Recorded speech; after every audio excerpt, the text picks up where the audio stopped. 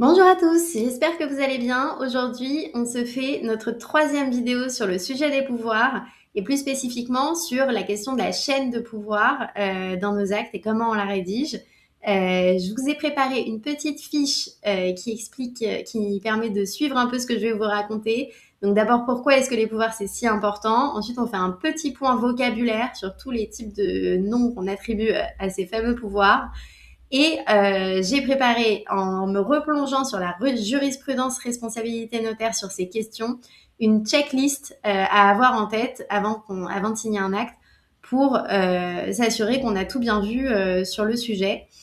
La première chose, c'est que moi, quand je suis arrivée dans le notariat, on m'a dit il y a 3 choses que tu dois vérifier avant une signature, que tu ne pourras pas rattraper, qui est le plus important. Le premier, c'est le pouvoir. Le deuxième, c'est le bien et son effet relatif.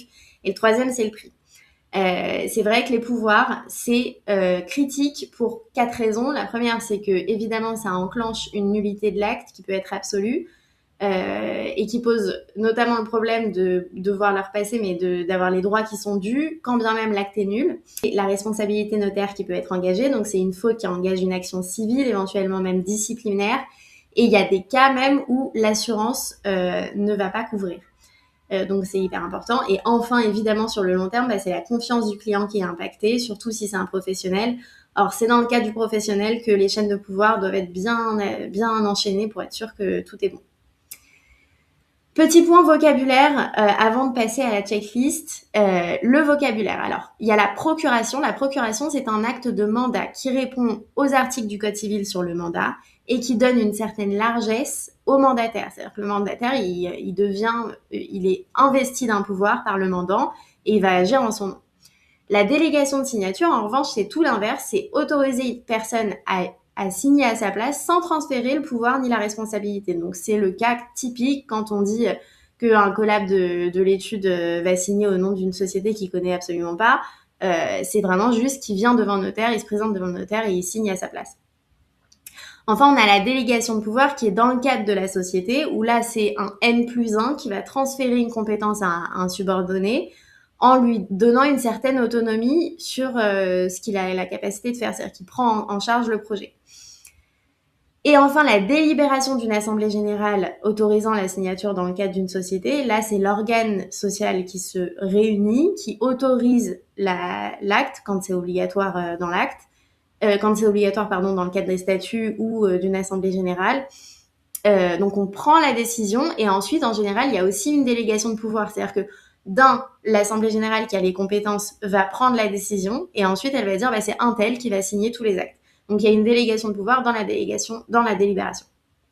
Ça, c'était le petit point vocabulaire. Passons à la checklist sur les pouvoirs. Alors, la checklist sur les pouvoirs, la première chose à rappeler, c'est que le notaire instrumentaire est responsable de toutes les composantes de l'acte, dont les pouvoirs du notaire participant.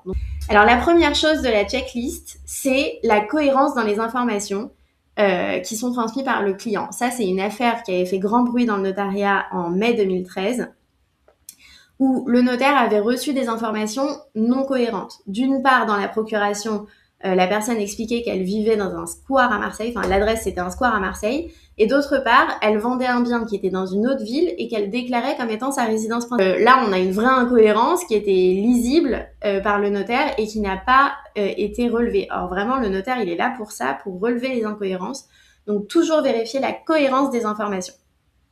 Ensuite, validité temporelle du pouvoir, ça aussi, c'était une jurisprudence responsabilité du notaire engagé qui avait fait grand bruit en février 2017. Je me rappelle très bien, mon notaire m'avait dit ah là, ils ont engagé la responsabilité d'un notaire, mais c'est fou, il faut qu'on vérifie tout. Alors oui, en même temps, je pense qu'il faut pas en faire des caisses non plus. Le contentieux là, c'était que la personne, en fait, était décédée entre-temps. Elle avait eu un accident de voiture, je crois.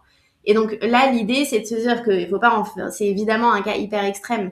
Mais l'idée, c'est de se dire que un pouvoir, il est donné à temps 1. Si on signe 3 semaines, 1 mois plus tard, c'est bon de passer un coup de fil en disant voilà, la signature est à telle date, il y a un tel qui va vous représenter, est-ce que tout est bon et l'histoire est réglée. Mais il y a quand même une certaine validité temporelle à vérifier.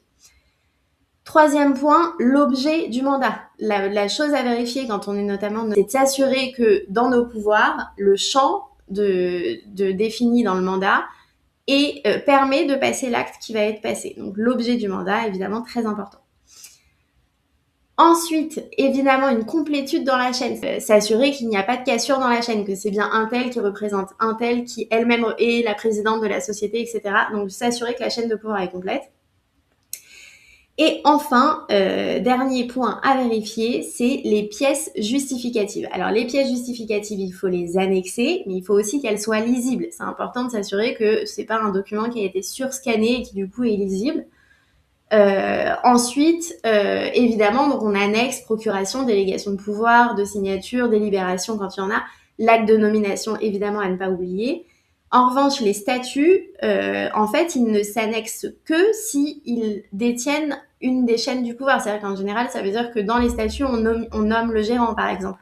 Et là, ça fait partie de la chaîne de pouvoir. Sinon, on n'a pas besoin d'annexer les statuts.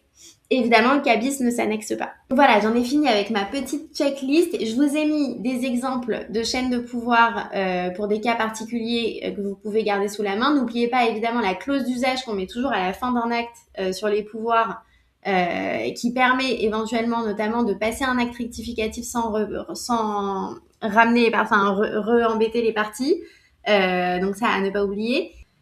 Vous avez donc un accès sur la plateforme www.revorion.fr sur laquelle vous avez donc toutes les astuces qu'on a mis sur la gestion d'un acte, les checklists comme celle-ci et évidemment c'est accessible pour tout le notariat, donc n'hésitez pas à aller voir. Abonnez-vous à la chaîne si ça vous intéresse pour avoir les prochaines vidéos et les prochains tips sur le sujet. J'espère que ça vous aura aidé et je vous souhaite une super journée.